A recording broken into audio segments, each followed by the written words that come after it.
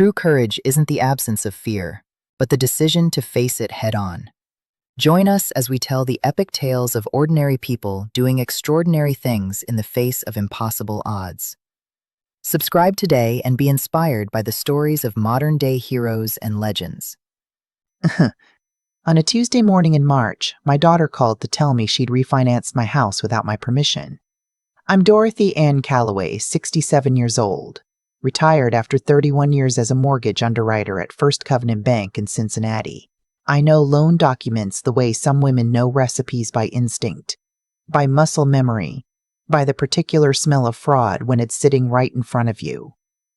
When my daughter told me what she'd done, I didn't scream. I didn't cry.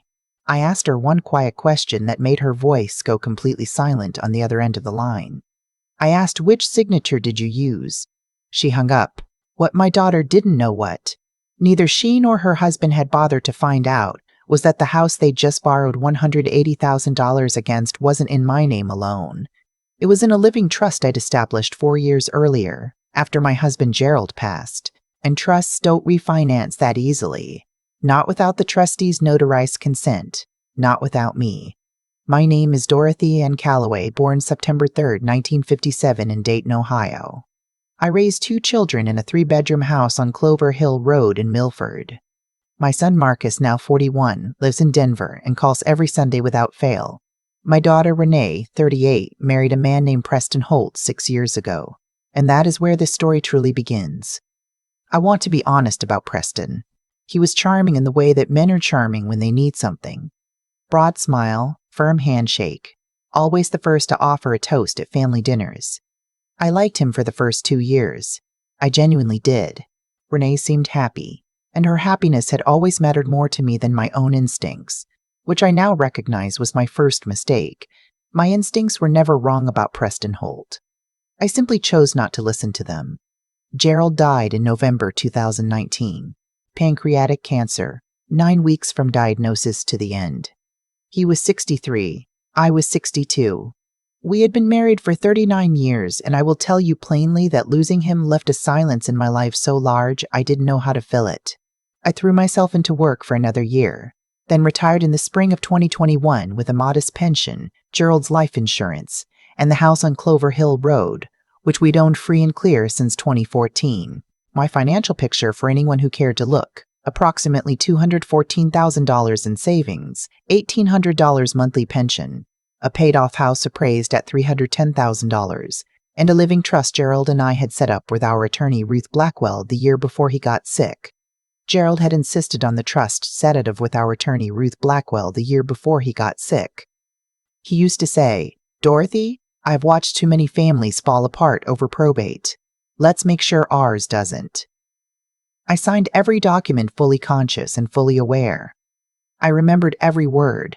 The trouble started in January of last year. Renee and Preston had been running a boutique gym franchise together for 3 years, one location in Blue Ash, a second they'd opened in Loveland 18 months prior. The Loveland location was struggling. I knew this because Renee told me in December over Christmas dinner in a voice carefully calibrated to sound casual. Preston had left the table to get more wine. She leaned in and said, "Mom, the second location is really bleeding us. Preston thinks we just need a cash infusion to get through the slow season." I told her I was sorry to hear it. I said nothing else. In February, Preston called me directly. This was unusual. Preston almost always communicated through Renee, a habit I'd noticed and logged somewhere in the back of my mind. He said he'd been thinking about my situation, living alone in that big house, managing everything by myself. He said he worried about me. He said Renee worried about me. He said Renee worried about me. He said it would give them both such peace of mind if I would add his name to my bank accounts, just for convenience, just so someone could help me if something happened. I told him I'd think about it. I did not think about it. I recognized the shape of what he was asking, and I said nothing more. 3 weeks later, Renee came to visit alone. We sat in the kitchen, the way we always had when she was growing up, and she put her hand over mine and said, "Mom, Preston and I are in real trouble. The bank won't extend our business line of credit without additional collateral. We need help." I asked how much. She said $180,000 would cover the debt and give them a runway to turn the Loveland location around. I told her I didn't have that in liquid savings. She said, "What about the house?" I told her no. Not unkindly, but clearly. I said, "Renee, your father and I worked 30 years for that house. It's my security. I can't put it up for a business that's already struggling." She nodded. She said she understood. She hugged me before she left, and I watched her car pull down the driveway and told myself the conversation was over. It was not over. On a Tuesday morning in March, I was sitting at my kitchen table with coffee and the crossword puzzle when my phone rang. It was Renee. She sounded strange, too bright. Too fast, the voice she used when she was nervous. "Mom, I need to tell you something. Preston and I found a way to solve our problem. We used the house." A pause. "We refinanced it." The crossword puzzle blurred in front of me. "You did what?" "We found a lender, a private lender. We got a loan against the house for $180,000. We used a power of attorney. You signed it, Mom. Last October, when you were helping us with the gym paperwork, do you remember? There were a lot of documents." I set my coffee cup down very carefully. Last October, I had gone to their gym office to sign some forms Preston said were related to their business insurance update. I'd signed 6 or 7 pages. I had not read all of them carefully. I had trusted my daughter, Renee. I said, my voice steady, "Which signature did you use?" Silence. Then the line went dead. I sat at my kitchen table for 4 minutes. I know because I watched the clock on the microwave. Then I stood up, walked to my office, and opened the filing cabinet where I keep everything that matters. 31 years as a mortgage underwriter teaches you things that don't leave you. I know what a valid power of attorney requires under Ohio law. I know what a living trust does to a property transaction. I know how lenders are supposed to verify ownership before approving a loan against a residential property. And I know with absolute certainty that any lender who accepted a power of attorney on a property held in trust without verifying the trust documents, without requiring trustee consent, without a title search that would have revealed the trust had either been deceived or had been negligent to the point of liability. I called Ruth Blackwell at 9:45 that morning. Ruth had been our estate attorney for 11 years. She picked up on the second ring. "Ruth, I need you to pull the trust documents for the Clover Hill Road property. My daughter and her husband may have attempted to refinance it using a fraudulent power of attorney." A pause. "Dorothy, how certain are you?" "Certain enough to call you first and the police second." "Come in at 2 o'clock. I'll have everything ready." I called my son Marcus at 10. He is an engineer, methodical and calm, the kind of person who solves problems instead of reacting to them. He was quiet for a moment after I told him, and then he said, "Mom, what do you need me to do?" I told him to stay by his phone. I told him I had it handled, but that I wanted him to know. At 11, I called my neighbor and closest friend, Beverly Okafor, who has been in my life for 22 years and who brought me a casserole every week for 3 months after Gerald died. I asked if she could come over. She arrived in 15 minutes, sat down at my kitchen table, listened to everything, and then said in her very particular way, "Preston Holt has been a snake since the day I met him. What do we do?" At 2 o'clock, I sat in Ruth Blackwell's office on Montgomery Road. She spread the trust documents across her desk and walked through them point by point. The property at Clover Hill Road had been in the Dorothy and Gerald Calloway Family Living Trust since August 2018. Gerald was listed as original co-trustee. Upon his death, sole trustee authority transferred to me. Any encumbrance, sale, or refinancing of trust property required notarized trustee consent with specific reference to the trust instrument. Ruth looked at me over her glasses. "Dorothy, no legitimate lender should have approved this. Not without title work that would have shown the trust immediately." "What kind of lender doesn't do title work? A predatory one? Or a fraudulent one?" She paused. "Tell me about this power of attorney." I told her what I remembered about October. Ruth typed notes. When I finished, she said, "I want you to get a copy of whatever was recorded against this property. Go to the Hamilton County Recorder's office tomorrow morning. If anything was actually filed, we'll have documentation. If nothing was filed, they may have told you it was done when it wasn't yet, which is its own kind of fraud." I was at the recorder's office when they opened at 8 the next morning. There it was, filed 11 days prior. A deed of trust in favor of something called Meridian Private Capital LLC, securing a loan of $180,000 against my home. Attached was a power of attorney purportedly signed by me, dated October 14th, notarized by a Carol Sims, Notary Public, Hamilton County. I photographed every page. Then I drove to the Cincinnati Police Department's Financial Crimes Unit. Detective Raymond Cole was 49, quiet, with the kind of face that gave nothing away but took everything in. I laid my documents on his desk in the order I'd organized them that morning, with Beverly's help trust instrument, deed of trust filing, power of attorney, my own notarized statement about what I had and had not signed in October. He read through everything without interrupting. "Mrs. Perkeen, Callaway," he said. "You're a mortgage underwriter. Retired." "Yes. So you understand exactly what happened here." "I understand that someone used a document I may have signed in the misleading context to attempt to encumber a property they had no legal authority to encumber. I understand that the lender either failed to conduct basic due diligence or was complicit. And I understand that my daughter and her husband are now in possession of $180,000 that was borrowed against my home without my consent." He nodded slowly. "I'm going to need to make some calls. Can you leave me copies of everything?" "I made 3 sets this morning." For the first time, something shifted in his expression, almost a smile. "I'll be in touch within 48 hours." I drove home. Beverly was waiting on my porch with 2 cups of coffee and the news that Renee had called my landline twice while I was out. I did not call Renee back. What happened over the next 10 days moved faster than I expected and slower than I could bear. Ruth Blackwell filed an emergency motion to void the deed of trust on grounds that trust property cannot be encumbered without trustee consent.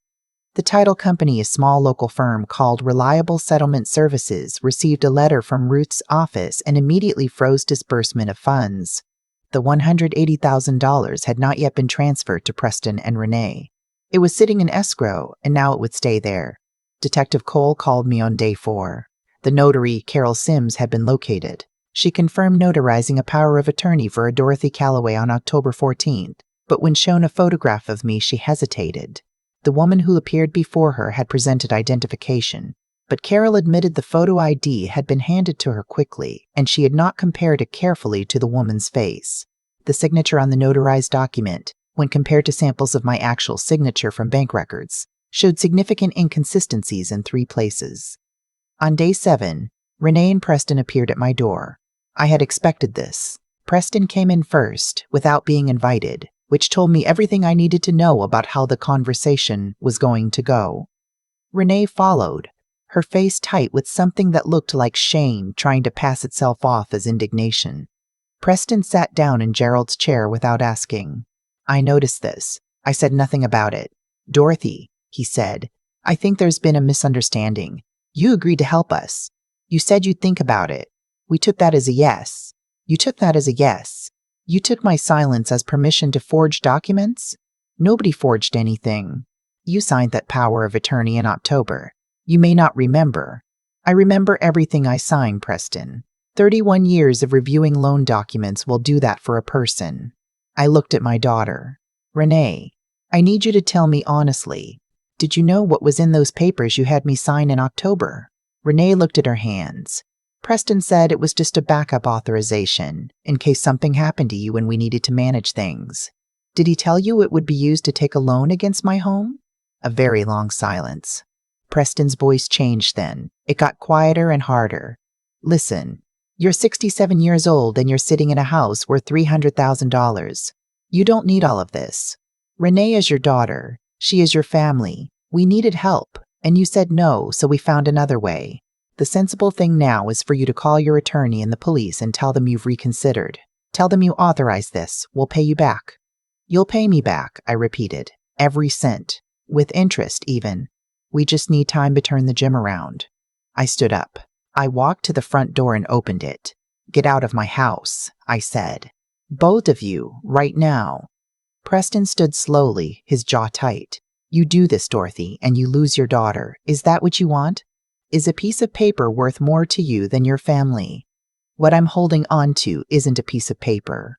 It's the home your father-in-law paid for with 30 years of work. And you sat in his chair without asking." I met his eyes. You have until I count to 5. They left. Renee did not look at me as she walked out. I closed the door and stood in the hallway for a long time, my hand flat against the wall where Gerald had hung our wedding photo. I was not crying. I was something colder and more clear than crying. I was decided. I called Detective Cole the next morning and told him to proceed with full charges. What came out in the investigation over the following weeks was worse than I had known, and I had known it was bad. Preston had not simply used the power of attorney to approach one lender. He had approached 3. Meridian Private Capital was the only one who had proceeded without adequate title verification. The other 2 had flagged the trust and declined. Preston had found Meridian through an online search. They operated out of a suite in a strip mall in Mason, Ohio. And their principal, a man named Gary Finch, had a prior civil judgment against him for predatory lending practices in Kentucky. Whose investigation of the power of attorney document itself revealed that Preston had inserted additional pages after I signed the original documents in October, pages I had never seen and never agreed to, with my signature photographically reproduced on the new pages. The notarization was real but applied to a different document than the one Carol Sims believed she was witnessing. Detective Cole called the elder financial fraud with document forgery. He said the charges would be serious. And then, 2 weeks into the investigation, something happened that I had not anticipated. I received a phone call from a woman named Jennifer Marsh. She was 34, a legal assistant at a family law firm in Hyde Park, and she said she was calling because she had seen the name Renee Holt connected to a public records inquiry, and she needed to speak with someone in the family. Mrs. Calloway, I don't know if you're aware of this. I'm telling you because I think you deserve to know the truth, and because I have a daughter of my own. She paused. Preston Holt has a child, a 7-year-old boy named Caleb. His mother is a woman named Angela Torres. Preston and Angela were together before he met your daughter. When Angela got pregnant, Preston disappeared. She raised Caleb alone for 4 years and then took him to family court for support. The court ordered Preston to pay $1,400 a month plus back support of $67,000. He's been paying it, or trying to, for the past 3 years. I sat down. Does my daughter know about this child? I don't believe so. Angela has tried to contact Renee twice to tell her, and Preston intercepted both times. I know Angela personally. She's not trying to cause trouble. She just wants Caleb to know his father. I thanked Jennifer. I sat for a long time in my kitchen after we hung up. I searched the name Angela Torres on my phone, added Cincinnati, and found a Facebook profile with privacy settings mostly closed. One photo was public posted 2 weeks ago, a little boy with Preston's eyes and a gap-toothed smile, holding up a drawing of a dinosaur. The caption read, "Caleb turns 7 next week. 7 years of being his whole world. Still worth every hard day." My throat closed. Beverly found me at my kitchen table an hour later, still looking at the photo. "Bev," I said, "Preston has a son. 7 years old. Renee doesn't know." Beverly sat down very slowly. She didn't say anything for a moment. Then she said, "Dorothy, what do you want to do?" I thought about Gerald. I thought about the way he used to say that the hardest thing about doing the right thing was that it usually cost you something you didn't want to pay. I thought about a 7-year-old boy named Caleb who drew dinosaurs and had no idea his father was across town mortgaging a widow's home. "I want to talk to Angela Torres," I said. "And then I want the truth to come out in that courtroom." Angela lived in Norwood in a tidy rental house with a vegetable garden along the side fence. We met on a Saturday morning. Beverly came with me. Angela opened the door and looked at me for a moment and then said, "You look like someone who's had a hard few weeks." "I imagine you've had a hard 7 years," I said. She made coffee. We sat in her kitchen while Caleb was at a birthday party, and she told me everything. She had loved Preston when they were young. He was funny and ambitious, and when she told him she was pregnant, he was kind for about 3 days, and then became someone she didn't recognize. He told her the child would ruin his life. He told her she was doing this on purpose. He disappeared completely when she refused to end the pregnancy. He showed up again when the court order came, Angela said. Started paying because he had no choice. "I don't want revenge, Mrs. Calloway. I want Caleb to have a father who actually shows up. That's all I've ever wanted." She looked at her hands. "Does Renee know about us?" "No, I don't think she does." Angela shook her head slowly. She deserves to know. Whatever's happening between you and them, she deserves the truth about who she married. I thought about my daughter. I thought about the way she'd looked at her hands when I asked her if she knew what was in those papers. Shame, I had decided. Real shame. The question I was still turning over was how much of what happened was Preston and how much was Renee, and I did not yet have a clear answer. The preliminary hearing was held at Hamilton County Courthouse on a Wednesday morning in May. I arrived with Ruth Blackwell. Detective Cole was present. Angela Torres sat in the back of the courtroom. Beverly sat beside me. Preston appeared with an attorney, a woman named Sharon Keel, who specialized in financial crimes defense. Renee sat behind him, pale and dressed too carefully, the way she used to dress for school presentations when she was nervous. The charges were substantial: mortgage fraud, document forgery, financial exploitation of an elderly adult. Ruth presented the evidence, the trust documents, the forensic analysis of the power of attorney showing the inserted pages, the signature comparison, Carol Sims's statement about the notarization, the records of Preston's prior interactions with the other two lenders he'd approached. Judge Patricia Warren, 61, white-haired and unhurried, reviewed the evidence with a thoroughness I respected.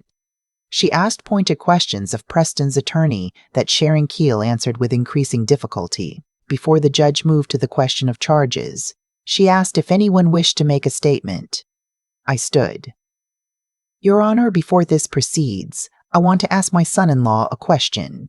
Judge Warren looked at me. Go ahead, Mrs. Calloway. I turned to Preston. Tell this court about Caleb. The room went still in a particular way. Preston's face changed a complex sequence of expressions that moved from confusion to recognition to something very close to fear. Renee, behind him, said quietly, What is she talking about? Preston, I said, tell your wife about Angela Torres and the child support order. Tell her why you needed $180,000 as fast as possible. Preston's attorney leaned over and whispered urgently. Preston closed his eyes. When he opened them, he was not looking at me. He was looking at Renee.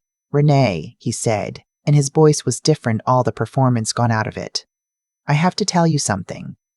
What followed was one of the quietest and most devastating things I have witnessed. Preston told his wife in a courtroom in front of strangers about the 7 years he had hidden, about Angela, about Caleb, about the $67,000 in back support, the monthly payments, the mounting financial pressure that had made the gym feel like the only way out and my house feel like a resource instead of a home. Renee did not cry. She sat very still with her hands in her lap and her face completely composed, and the composure was more painful to see than tears would have been. When Preston finished, she said one sentence. You let me help you steal from my mother to pay for a child you told me didn't exist. The courtroom was silent. Judge Warren called a recess. In the hallway, Renee found me. Beverly stepped aside. My daughter stood in front of me for a long moment, and I could see her working through things I could not name and probably should not try to. Mom, she said, I didn't know what was in those papers. I want you to know that. Preston told me you would know that. Preston told me you had agreed. He told me the power of attorney was something you both decided on together. Did you ask me directly? She looked down. No. Why not? She was quiet. Because I was afraid you'd say no again, and I wanted to believe Preston. She raised her eyes. That's not an excuse. I know that's not an excuse. I looked at my daughter, 38 years old, the girl I raised, standing in a courthouse hallway learning in one morning that her husband had lied to her for the entirety of their marriage. I know you didn't forge those documents, I said, but you put me in a room with papers you didn't read and didn't ask me about. I know. That has consequences too, Renee. I know, Mom. Her voice broke on the second word. I'm sorry, I am so sorry. I am so sorry. I did not hug her. Not then. But I did not walk away either. When court reconvened, Preston Holt entered a guilty plea to mortgage fraud and document forgery. His attorney had negotiated during the recess. Judge Warren accepted the plea and set sentencing for 6 weeks out, pending a pre-sentence investigation. Ruth Blackwell informed the court that the deed of trust had been voided through the civil proceedings and that my home was free and clear. Renee was not charged. Detective Cole had determined that the evidence did not support her knowledge of the document manipulation. She had signed some paperwork related to the business during the same October session, and her signature appeared on documents separate from mine. She had been deceived as thoroughly as I had, only from the inside. The sentencing hearing came on a Tuesday morning in late June. The courtroom was smaller this time. Just the principal parties, their attorneys, Beverly and Angela Torres, who had driven over after dropping Caleb at school. I gave a victim impact statement. Your Honor, Preston Holt tried to take from me the only substantial thing my husband and I built together over 39 years. He did it by exploiting my trust in my daughter, by inserting fraudulent pages into documents I signed in good faith, and by treating my home as a resource to be extracted, rather than a life to be respected. I paused. I am not here to ask for the maximum sentence. I am here to ask for a sentence that reflects both the seriousness of what was done and the reality that a 7-year-old boy named Caleb deserves a father who one day becomes worth having. I turned briefly toward the back of the room where Angela sat. That child had nothing to do with any of this. He shouldn't pay the permanent price for his father's choices, but his father should pay the real one. Judge Warren sentenced Preston to 22 months in the Hamilton County Justice Center, 5 years of supervised probation, and full restitution to me for legal fees and associated costs. She ordered mandatory participation in a financial accountability program and, upon release, a formal custody evaluation to address Caleb's situation. As the courtroom emptied, Angela Torres found me near the door. She was quieter than I expected, no triumph in her face, just a kind of settled exhaustion. Thank you for saying his name, she said. He deserved to be named. She nodded. I hope Renee. She stopped. Renee is going to have to figure out a lot of things, I said. But she's not a bad person. She married a bad one. There's a difference. The summer that followed was not easy. Renee filed for divorce in July. She moved into a small apartment in Madeira and took a full-time position at a physical therapy clinic. She'd had her PT license since her late 20s, but had let Preston convince her to focus on the gym instead. She called me in mid-July, on a Sunday evening, and we talked for 40 minutes. It was not a comfortable conversation. It was an honest one, which is harder and worth more. She apologized again, not the courthouse apology, which had been real but stunned, but a fuller one, thought through. She said she had spent weeks trying to understand how she had let it happen. She said she had started therapy. I told her that loving someone does not require trusting everything they tell you, especially when your own instincts are telling you something different. I told her I had made the same mistake in reverse trusting my instincts about Preston and then overriding them because her happiness seemed more important than what I was sensing. I told her we had both paid for those choices. I told her I was not willing to let them cost us each other permanently. She cried then. I let her. In August, Marcus flew in from Denver. He spent a week. He fixed the gutter at the back of the house that had been loose since April, took me to dinner twice, and spent an afternoon going through my trust documents with me to make sure everything was current and properly structured. He is not a demonstrative man, my son, but his steadiness has always felt like a form of love I could lean on. On his last evening, we sat on the back porch as it got dark. He said, Mom, you held it together better than anyone I know would have. I was frightened, I told him. I just didn't let fear make the decisions. Dad would have been proud. I thought about Gerald, about the way he'd insisted on the trust, about all the quiet, forward-looking decisions he'd made for a future he wouldn't live to see. Gerald had protected me from beyond his own death, and he'd done it without drama, without any way of knowing it would ever be necessary. That is the kind of man he was. That is the kind of love that doesn't end. The first time I met Caleb was in October, 7 months after the phone call that started all of this. Angela had reached out to ask if I was open to it. She said he'd heard my name in the context of what had happened and had asked, with the unfiltered directness of 7-year-olds, is she nice? Angela told him she thought I was very nice. He arrived at my door holding a drawing he'd made a house with a big tree in front, which he said was my house because Angela had shown him a picture. I told him the tree was exactly right. He studied the living room for a moment, the way children do when they're deciding whether a place is safe. And then he pointed at the shelf where I keep my photographs and asked who the man in the picture was. That's my husband, I said. Gerald. He passed away a few years ago. Is he Renee's dad? He is. Caleb considered this with great seriousness. So he's also kind of like my grandpa? Because my dad is Renee's husband? I felt something loosen in my chest.